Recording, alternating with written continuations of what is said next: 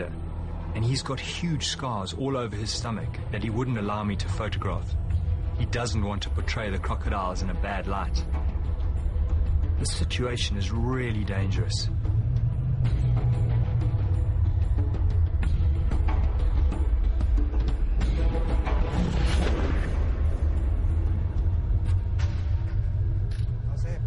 Conocer a la gente que pues todos los cocodrilos no son tan agresivos como a veces parecen. Entonces, para darles a entender a la gente que hay que cuidarlos, que hay que conservarlos y que no son como a veces se cree que devoran todo y todo esto. Entonces, es para un poco más de concientización a las personas que no hay que tenerles tanto miedo, sino que hay que conocerlos. Watching this, it is very clear that these animals are capable of learning. There's an intelligence here. And what I found even more remarkable is that they are wild animals. In other words, they're living in a wild river, they're not dependent. And yet he had the sort of the sense to actually reach down and touch its nose. I mean, how had he found the courage to take the physical intimacy so far?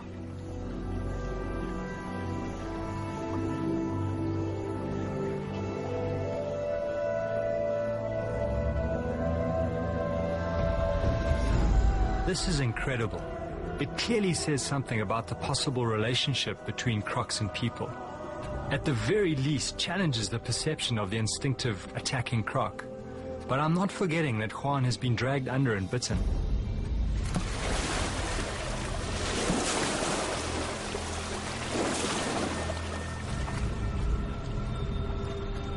It's hard to imagine more intimacy with a croc.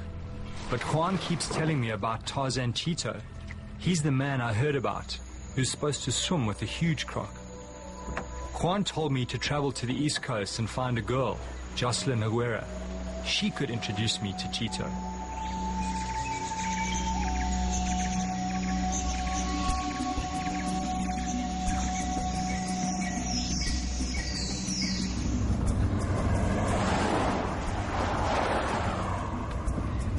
I caught a taxi across the width of Costa Rica to the town of Siquirres, where I managed to track down Jocelyn Aguero.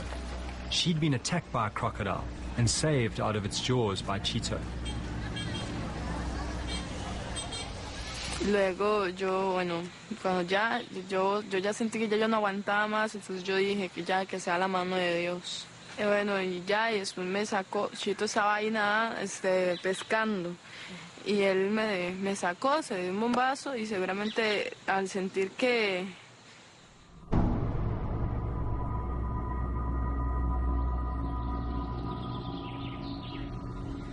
Jocelyn led me to where Cheeto lived. I was really excited to finally meet Cheeto. But he hardly came across as the Tarzan that he'd been made out to be. He was a far more gentle, calmer person. I'd been expecting a tougher, macho guy. Cheeto led me down to the water to meet the crocodile he calls Pocho.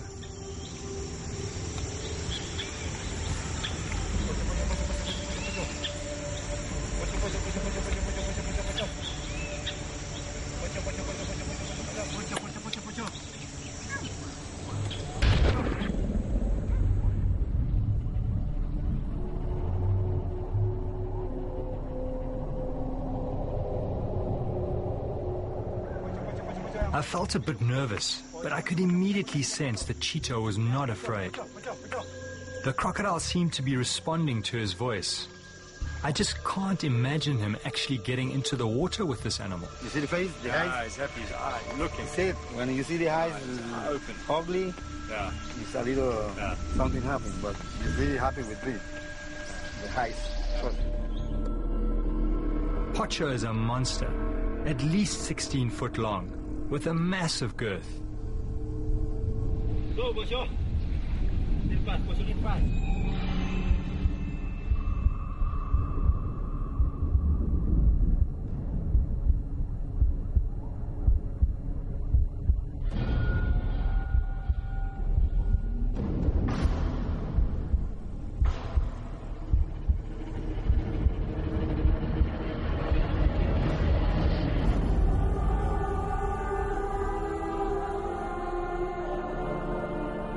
had Cheeto penetrated the forbidden boundary and joined a giant crocodile in the water?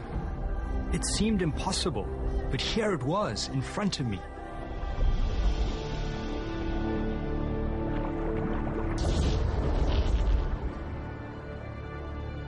His life story is like something out of a fantasy book, not unlike Tarzan.